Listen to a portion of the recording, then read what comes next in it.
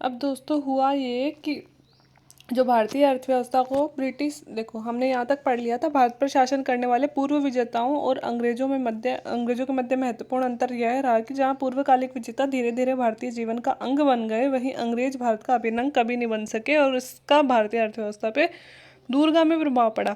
अब देखो, जो पहले के बाबर और जो आए थे वो मुगल शासक थे, है ना, लेकिन वो क्या हो गए, यही रहने लग गए। अब देखो दोस्तों, वो हमसे टैक्स लेते हैं तो फिर वो भला भी तो हमारा ही कर रहे हैं ना, मतलब टैक्स लेके ऐसे तो है नहीं कि वो अपनी अय्याशियों में सारा धन उड़ा रहे हैं। टैक्स लेके उन्होंने लाल किला यहीं तो बनवाया ना, उन्होंने ताजमहल यहीं तो बनवाया ना, उन्होंने जो शेरशाह सूरी ने जो ग्रैंड ट्रंक रोड बनवाई थी उस समय, वो इंडिया में ही तो बनवाई ना। इससे विकास किसका हुआ, इंडिया का ही हुआ। टकसाल भी यहीं खुलवाई, उद्योग भी यहीं खुलवाए, है ना। लेकिन ये अंग्रेज उनसे बहुत खतरनाक थे। ये क्या करते थे, ये भारत का अंग कभी नहीं बने। और ऐसा नहीं है कि ये यहाँ के पैसा लेके यहाँ विकास कर रहे हैं, पैसा यहाँ ले रहे हैं और भेज वहाँ सारा रहे हैं, यहाँ इनके लिए कुछ भी नहीं बच रहा है। और क्या कर रहे हैं, इसका फिर क्या हो गया कि 200 सालों तक इन्होंने हमारे साथ यही किया कि हमसे टैक्स लेते और भेजते वहाँ पे ब्रिटेन में। अंग्रेज अधिकारी यहाँ नियुक्त करते और इनकी तनख्वाह कहाँ से देते, हमारे टैक्स में से, है ना। तो मतलब सारा भार अपन पे है और लाभ लाभ ये लेके जा रहे हैं। तो इसका फिर भारतीय अर्थव्यवस्था पर बहुत ही खतरनाक प्रभाव आगे जाके पड़ा। भारतीय अर्थव्यवस्था को ब्रिटिश औपनिवेशिक अर्थव्यवस्था में परिवर्तित करने के पीछे, मतलब भारतीय अर्थव्यवस्था को औपनिवेशिक अर्थव्यवस्था में, मतलब हमें उपनिवेश जो हमारा बन गए, हम उपनिवेश जो इनके बन गए और हमारी अर्थव्यवस्था भी अब उन पे डिपेंड हो गई। तो जो औपनिवेशिक व्यवस्था में हमें परिवर्तित किया, इसके पीछे ब्रिटिश सरकार का मूल उद्देश्य था अपने उद्योगों हेतु सस्ता कच्चा माल प्राप्त करना और उन उत्पादों को भारतीय बाजार में ऊंची कीमत पर बेचना। दोस्तों दोहरा फायदा उनको था। देखो, हमारे यहाँ पे कच्चा माल का भंडार था, जैसे हमने पहले पढ़ा, है ना। तो वो हमारे से कच्चा माल ले जाते थे, बहुत ही सस्ती कीमत पर ले जाते थे, है ना। और फिर उसी माल को, जैसे कपास हमारे यहाँ से लेकर, और उसी माल के वो अंग्रेजी वस्त्र बना के ले आए, क्योंकि हमारे तो यहाँ पे सूती कपड़े बनते थे। अब वो उनसे रेशमी मतलब अलग अलग तरह के कपड़े बना के ला रहे हैं, क्योंकि हमारे वहाँ पे हमारे यहाँ पे उस समय ना इतने ज़्यादा उद्योग डेवलपमेंट नहीं था, है ना। हम तो चरखा कात के कपड़े बनाते थे। अब उन लोगों में वहाँ पे औद्योगिक क्रांति आ गई थी, तो वहाँ बड़ी बड़ी फैक्ट्रियाँ स्थापित हो गई थी, तो वहाँ पे बनने लग गए थे अच्छे वाले कपड़े।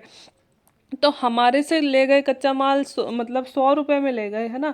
और वहां जाके उसी कच्चे माल से कपड़ा बना के 1000 रुपए में यहाँ वापस ला के बेच रहे हैं। अब क्या हो गया, कच्चे माल के लिए तो इन्हें मतलब जगह मिल गई कि यहाँ से कच्चा माल ले जाएंगे, और फिर बेचने के लिए भी इनको मार्केट मिल गया। भाई कच्चा माल इन्होंने ले तो गए, कपड़े बना तो ले, बेचेंगे कहाँ, ब्रिटेन में तो इतनी जनसंख्या थी नहीं, है ना। तो भारत जितना बड़ा जनसंख्या वाला देश, चाइना के अलावा कोई और नहीं था उस टाइम भी, हमारे यहाँ पे अच्छी जनसंख्या थी, है ना। तो फिर यहाँ पे इनको मार्केट भी मिल गया लेके जाने के लिए, और कच्चे माल के लिए भी यहाँ पे इनको सोर्स मिल गया, है ना। तो इनको क्या हो गया, दोहरा फायदा इस चीज़ का हुआ। उपनिवेशवाद, अब देखो आप बार बार सोच रहे होंगे उपनिवेशवाद होता क्या है। तो उपनिवेशवाद से आशय आर्थिक शोषण से है। मतलब उपनिवेश जो करता है वो क्या करते हैं, मतलब किसी भी देश में जाके उसका आर्थिक शोषण करते हैं। परंतु इसका तात्पर्य यह नहीं है कि उपनिवेश का राजनीतिक नियंत्रण रखना जरूरी नहीं है। मतलब ये भी मतलब नहीं है कि उपनिवेश सिर्फ व्यापार करने के लिए आते हैं, धीरे धीरे उसकी सारी व्यापारिक गतिविधियों को अपने अधीन कर लेते हैं, बल्कि इसके लिए यह भी जरूरी है कि किसी देश में अगर वो किसी देश को अपना उपनिवेश बना रहे हैं, तो धीरे धीरे क्या होगा कि वहाँ का राजनीति कंट्रोल भी वो लोग कर लेंगे, क्योंकि बिना राजनीति को कंट्रोल किए उनको व्यापार में इतनी छूट कैसे मिलेगी, है ना। अपितु उपनिवेश का मूल स्वरूप आर्थिक शोषण के विभिन्न तरीकों में परिलक्षित होता है। मतलब उपनिवेशवाद से आशय है कि कोई विदेशी देश हमारे यहाँ पे आके हमारे पूरे व्यापार और पूरे इकोनॉमी को कंट्रोल जो कर लेता है और अलग अलग तरीकों से हमारा आर्थिक शोषण करता है, वही उपनिवेश कहलाता है। ब्रिटिश व अन्य यूरोपीय कंपनियां अन्य देशों को कम कीमत पर तैयार भारतीय माल का निर्यात कर अच्छी कीमतें वसूल करने लगी। अब ब्रिटिश और अन्य यूरोपीय कंपनियां, जैसे फ्रांसीसी हो गए, डच हो गए, पुर्तगाली हो गए, है ना, अन्य देशों को कम कीमत पर तैयार माल का निर्यात करके अच्छी कीमत, भारत में तो माल बेचती थी, है ना, और बाकी और देशों को भी इतनी कम कीमत पर माल उन्हें कहाँ मिलेगा, क्योंकि उन्हें तो कच्चा माल इतना सस्ता मिलता था। तो अगर दोस्तों, अगर प्रोडक्ट के लिए कच्चा माल सस्ता होगा तो कीमत अपने आप कम हो जाएगी। तो वो इसी माल को दूसरे भी देशों में बेचने लगे, और फिर क्या हुआ कि बहुत अच्छे पैसे वो उसके बदले में वसूल करने लगे। वास्तव में बंगाल व अन्य प्रांतों से वसूले गए भू राजस्व के बचे हुए हिस्से से भारतीय माल खरीदा जाता था तथा अन्य देशों को अच्छी कीमत पर निर्यात किया जाता था।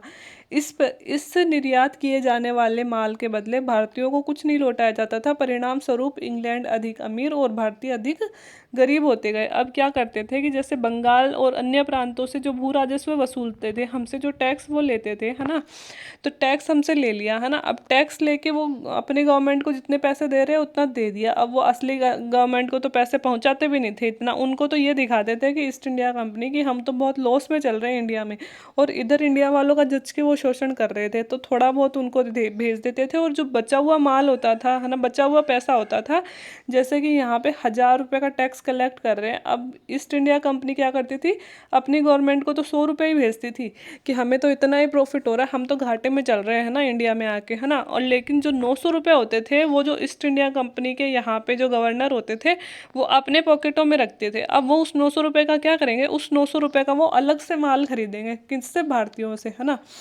और अलग से माल खरीदा जाता था और अन्य देशों को उसे अच्छी कीमत पे निर्यात कर दिया जाता था। इसलिए दोस्तों पहले ऐसे था कि जो भी गवर्नर जनरल, इंडिया का गवर्नर जनरल बन के आया है, वो मतलब चाहे यहाँ 1 साल रहे, 2 साल रहे, करोड़पति बन के जाता था। इसलिए ब्रिटेन लोग, ज़्यादा से ज़्यादा ब्रिटिश लोग इंडिया में आने लगे कि यार इंडिया में ऐसा है क्या कि यहाँ जो भी आता है वो करोड़पति बन के जाता है ना। वो क्या करते थे, हमारा बुरी तरह शोषण करते थे। तो इस माल को अब निर्यात करते थे और निर्यात किए जाने वाले, अब ये जो माल निर्यात कर दिया, अब इस माल के बदले वो भारतीयों को थोड़ी कुछ देते थे, भारतीयों से तो वो टैक्स लेते थे, और टैक्स की कीमतें वो कितना भी बढ़ा रहे हैं, उनको कौन रोकने वाला है, क्योंकि हमारी कौन सुनता था, हमारी तो हमारे राजा ही नहीं सुन रहे। और राजाओं को भी धीरे धीरे वो सहायक संधि, आश्रित पार्थक्य की नीति, इनसे वो इन्होंने अपने इतने ज़्यादा वश में कर लिया था कि अब राजाओं के कंट्रोल से भी स्थिति बाहर होती गई थी। तो अब होता क्या गया कि पैसा सारा इंग्लैंड में जा रहा है, और परिणाम स्वरूप इंग्लैंड अब ज़्यादा ज़्यादा अमीर और भारत अब ज़्यादा ज़्यादा गरीब होता गया। ये तो थी इंग्लैंड मतलब अंग्रेज़ों की नीति, है ना। ये अपन ने क्या पढ़ा, ये अपन ने पढ़ा कि ब्रिटिश शासन का भारतीय अर्थव्यवस्था पर प्रभाव किस तरह से पड़ा, ये तो बेसिक अध्ययन कर लिया। अब हम 3 चरणों में अध्ययन करेंगे दोस्तों। सबसे पहले तो कृषि पर प्रभाव देखेंगे, है ना, इसके बाद में देखेंगे हम लोग कृषि के बाद में देखेंगे हम उद्योगों पे प्रभाव, कि उद्योगों को किस तरह उन्होंने बर्बाद किया। और तीसरा देखेंगे हम कि भारतीय ड्रेनेज सिस्टम, मतलब कि वो धन धन का निष्कासन की नीति एक उन्होंने अपनाई थी कि किस तरह से भारत का धन बाहर जाता था। तो 3 चरणों में इसका अध्ययन करेंगे, भारत पे क्या प्रभाव पड़ा, ठीक है। तो आज हम देखेंगे यहाँ पे सिर्फ कृषि पर प्रभाव। अब देखो, औपनिवेशिक काल से पूर्व भारतीय अर्थव्यवस्था कृषिजन्य अर्थव्यवस्था थी। जब तक अंग्रेज भारत नहीं आए थे, है ना, तो जब तक हमारी व्यवस्था कृषिजन्य अर्थव्यवस्था थी, मुख्यतः हमारी कृषि सबसे मेन थी। लेकिन अंग्रेजों ने यहाँ के परंपरागत कृषि ढांचे को पूरी तरह से नष्ट कर दिया और स्वयं के स्वार्थों की पूर्ति हेतु भू राजस्व निर्धारण और संग्रहण के नए नए तरीके अपनाए। हमारी जो परंपरागत कृषि पद्धति थी दोस्तों, हम जो गन्ना उगाते थे, है ना, ये सब उगाते थे, उसको तो उन्होंने ख़त्म करवा दिया। और वो व्यापारिक फसलें हमसे, जैसे नील की खेती ज़्यादा से ज़्यादा करवाने लगे। जिस भी चीज़ से उनको फ़ायदा होता उस चीज़ों की खेती हमसे करवाने लगे। तो जो अब हमारे पास स्थिति ये हो गई कि हमारे पास खुद के पास खाने को अनाज नहीं बचा। और एक समय ऐसा था कि हम उस ज़माने में भी विदेशों में अन्न भंडार कहलाता था, इंडिया विदेशों में अनाज का निर्यात करते थे। लेकिन इन लोगों ने हमारे ढांचे को पूरी तरह से बदल दिया। इसके साथ ही इन्होंने भू राजस्व निर्धारण और स्वार्थों की पूर्ति के लिए इतने सारे तरीके अपनाए कि भारतीय कृषि तो पूरी तरह से चरमरा गई। अब वो कौन कौन से संग्रहण के तरीके अपनाए, क्या क्या अपनाए, देखो 3 विधियां इन्होंने अपनाई। स्थायी बंदोबस्त प्रथा, है ना, दूसरी जमींदारी प्रथा और तीसरी है महालवाड़ी बंदोबस्त। तो हम देखते हैं क्या क्या थे इनके बारे में दोस्तों। एग्जाम परिभाषा ही पूछ ली जाती है। एक तो स्थायी बंदोबस्त किसने लागू किया, क्या होता था, है ना, टैक्स कितना लिखा जाता था, ये सब पूछ लिया जाता है। तो स्थायी भूमि बंदोबस्त या फिर इसी का दूसरा नाम है जमींदारी प्रथा। 1793 में लॉर्ड कॉर्नवालिस ने इसे लागू किया था, ठीक है। समूचे ब्रिटिश भारत के क्षेत्रफल के 19% भाग पे लागू की गई थी। जितना भी ब्रिटिश लोगों के अधीन भारत था, उसके 19% भाग पे कौन सी व्यवस्था लागू थी, स्थायी बंदोबस्त व्यवस्था। कहाँ कहाँ लागू थी, मुख्यतः बंगाल में, बिहार में, उड़ीसा में, उत्तर प्रदेश के वाराणसी, उत्तरी कर्नाटक में। थोड़ा थोड़ा मोटा मोटा सा याद रख लीजिएगा, रटने की ज़रूरत नहीं है। जमींदारों को भूस्वामी माना गया। इस व्यवस्था स्थायी भूमि बंदोबस्त या फिर जमींदारी प्रथा, तो इसमें क्या था, भूमि का स्वामी किसको माना गया, जमींदारों को माना गया कि एक गांव में जितनी भी भूमि है इस जमींदार के नाम की है। वह राजस्व वसूली का 10वां हिस्सा अपने पास रखता और शेष कंपनी को देता। मतलब एक जैसे गाँव है ना, इसका एक जमींदार हो गया सबसे मेन, उसको बोला कि अब ये किसान विसान है ना, इनकी भूमि नहीं है, ये सारी भूमि तेरी है, तू इसमें से राजस्व कलेक्ट करेगा, तुझे जिस तरह से करनी है, जितना करना है ना, चाहे फसल का आधा ले, चाहे एक चौथाई ले, चाहे एक तिहाई ले, वो तेरी मर्जी है ना। अब जितना तू टैक्स कलेक्ट कर रहा है उसका 10% तो रख ले खुद अपनी अपनी जैसे तनख्वाह के रूप में, और 90% कौन ले जाएंगे, अंग्रेज, है ना। तो ये क्या होती थी, ये होती थी स्थायी बंदोबस्त व्यवस्था। तो इससे क्या हुआ, जमींदार काश्तकारों से मनमानी वसूली करने लगा, और अगर जो कोई कर नहीं देता था उससे क्या होता था, भूमि छीन ली जाती थी। अब क्या करेगा जमींदार, तो यही करेगा, उसे तो 10% ही आना है ना। तो एक तो वो 100 रुपये इकट्ठे करेगा, तो उसमें से 10% आएगा, तो क्या आया उसके पास, 10 रुपये, है ना। एक वो 1000 रुपये इकट्ठे करेगा, उसका 10% आएगा, तो कितने आए, 100%। तो वो तो ज़्यादा से ज़्यादा टैक्स लगाएगा ना, कि भाई मेरे पास ज़्यादा पैसे रहने चाहिए, है ना। तो अब उन्होंने मनमानी कर वसूली करना शुरू कर दिया, और अगर कोई कृषक कर नहीं चुका पाता था तो उनके पास ये अधिकार था कि उसकी भूमि से उसको बेदखल कर दिया जाए। तो ये स्थायी बंदोबस्त व्यवस्था थी कि जमींदारों को भूस्वामी मान लिया गया, कुल 19% क्षेत्रफल फल पर थी, और जमींदार अपने पास 10% और कंपनी को 90% दे देता था, है ना। ठीक है। अब है रैयतवाड़ी व्यवस्था, दूसरी व्यवस्था थी, वो 1793 में लॉर्ड कॉर्नवालिस ने लागू की थी, और ये 1792 के आसपास कैप्टन रीड और थॉमस मुनरो, दोस्तों इनको लागू करने वाले का नाम आप याद रख लीजिएगा, इंपॉर्टेंट है, पूछ लिया जाता है ना। तो ये कहाँ कहाँ लागू की गई थी, दक्षिणी भारत मेन है इसमें, तमिलनाडु, मद्रास, बम्बई, पूर्वी बंगाल और असम के कुछ भागों में, है ना। और कुल ब्रिटिश भाग का 51% भाग इसमें आता था, उसमें कितना आ रहा था, 19, और इसमें आ रहा है 51% भाग ब्रिटिश भारत का। और ये मुख्यतः दक्षिणी भारत में और असम में लागू हो रही है, और वो मुख्यतः हो रही थी दोस्तों बंगाल, बिहार, उड़ीसा, वाराणसी, कर्नाटक, इनमें, मतलब बंगाल बिहार इनमें ज़्यादा थी वो, है ना।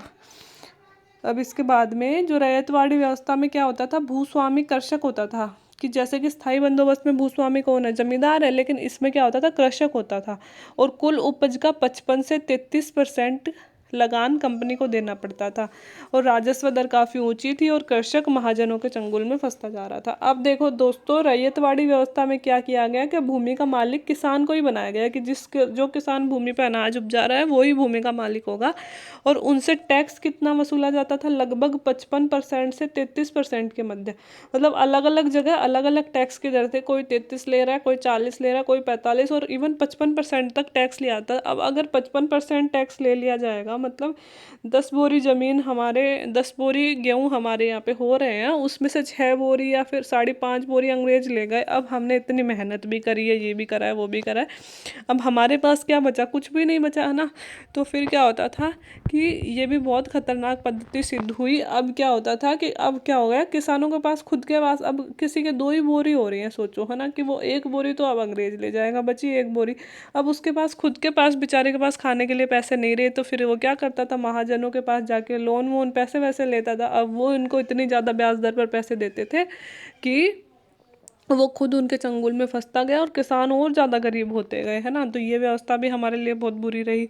तीसरी है महलवाड़ी और बंदोबस्त। तो रैयतवाड़ी व्यवस्था में एक बार क्या क्या हुआ कि 51% भाग पे वो फैली हुई थी, किसानों को भूमि का मालिक माना गया, और 55% से 33% तक राजस्व वसूला जाता था, ठीक है।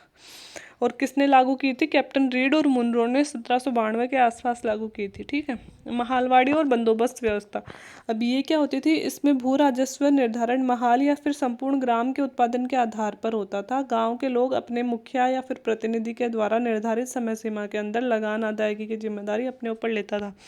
होता ये था दोस्तों कि एक गांव है, उसका कोई मुखिया है ना, उसको महाल, गांव को महाल भी बोलते थे पहले, और मुखिया को मतलब गांव का मतलब एक तरह से अध्यक्ष निर्वाचित कर दिया जाता था। उस मुखिया को अब सारे गांव वाले अपने में से एक मुखिया चुन लेते थे कि हम इस मुखिया को टैक्स दे देंगे, और ये मुखिया जाके फिर अंग्रेज जो भी अधिकारी वहाँ का है उसको टैक्स दे दिया जाएगा। एक निश्चित समय सीमा होती थी कि इससे अंग्रेजों का सरदर्द खत्म हो गया कि टैक्स कलेक्ट करने के लिए उन हर एक गाँव ढाणी में जाना नहीं पड़ता था, है ना। जाना नहीं पड़ेगा तो फिर उनको अधिकारी भी कम नियुक्त करने पड़ेंगे वहाँ पे, तो ऐसे वाला फायदा उनको हो गया। और भूमि का स्वामी किसको बनाया गया, एक मुखिया को बनाया गया, है ना।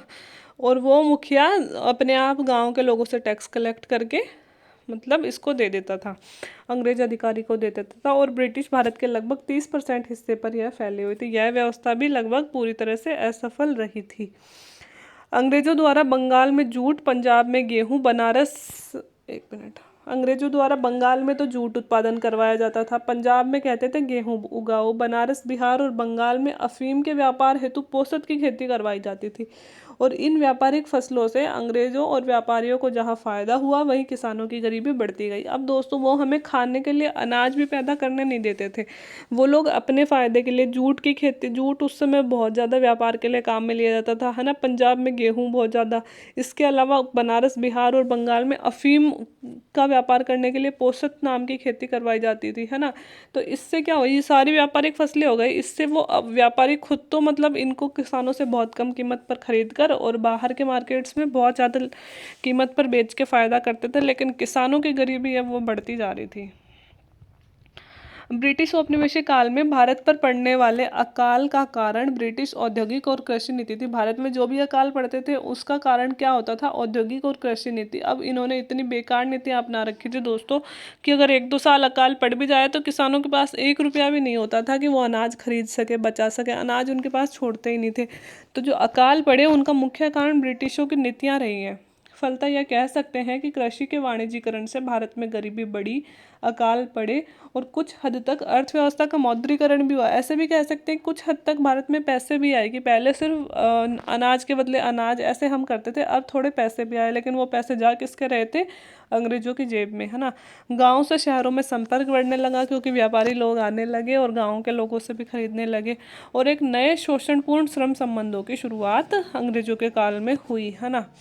तो मतलब बहुत ही बुरा हाल हमारे लोगों का हुआ। बाकी जो बचा खुचा था वो 1813 और 1833 के एक्ट में, जब हमने पॉलिटी शुरू की थी तो मैंने पहले आपको ये एक्ट ही पढ़ाए थे। जो 13 और 33 का एक्ट था उसमें क्या हुआ था, 1813 के एक्ट में कंपनी का व्यापारिक एकाधिकार खत्म कर दिया था। मतलब 1813 से पहले भारत में सिर्फ ईस्ट इंडिया कंपनी ही व्यापार कर सकती थी, है ना। लेकिन 1813 के एक्ट में क्या किया गया, ईस्ट इंडिया कंपनी के अलावा बाकी और भी अंग्रेजी जो व्यापारी हैं वो भी भारत में व्यापार कर सकते हैं, लेकिन एक चाय और चीनी का व्यापार सिर्फ ईस्ट इंडिया कंपनी करेगी। ये तो कहा गया था 1813 में। और 1833 के एक्ट में वो चाय और चीनी के व्यापार को भी खत्म कर दिया और अब कह दिया कि हर प्रकार का अंग्रेज व्यापारी भारत में आ सकता है और हर प्रकार का व्यापार कर सकता है। तो इससे क्या हुआ कि 1813 और 33 के एक्ट ने कंपनी हेतु मुक्त व्यापार का मार्ग खोल दिया। अब तो मतलब ना केवल ईस्ट इंडिया कंपनी और भी छोटे व्यापारी और कंपनियां भारत में आने लगे, जिससे भारत के सभी गांव, कस्बे, शहरों और कृषि उद्योगों का मार्ग ब्रिटिश पूंजीपतियों हेतु खोल दिया गया। हर एक व्यापारी जिसके पास पैसे भारत में आने के लिए आने लग गया, और आगे चलकर भारतीय अर्थव्यवस्था को इन्होंने पूर्ण बर्बाद कर दिया कि जो भी इंडिया में आ रहा था वो अपना ही फायदा कर रहा था ज़्यादा से ज़्यादा, है ना। तो आगे चलकर भारतीय अर्थव्यवस्था पूरी तरह से ये लोग ले डूबे। तो ये था दोस्तों हमारा कृषि पर ब्रिटिश लोगों का क्या प्रभाव पड़ा। आगे हम पढ़ेंगे उद्योगों पर क्या प्रभाव पड़ा, और उससे आगे पढ़ेंगे धन का बहिर्गमन उन्होंने किस तरह से किया। ठीक है, तो इस तरह से ये रहा ब्रिटिश लोगों का प्रभाव। तो उम्मीद है आपको वीडियो समझ में आया होगा। कुछ ना समझ में आए तो कमेंट बॉक्स में आप कमेंट कर सकते हैं। वीडियो देखने के लिए थैंक यू वेरी मच।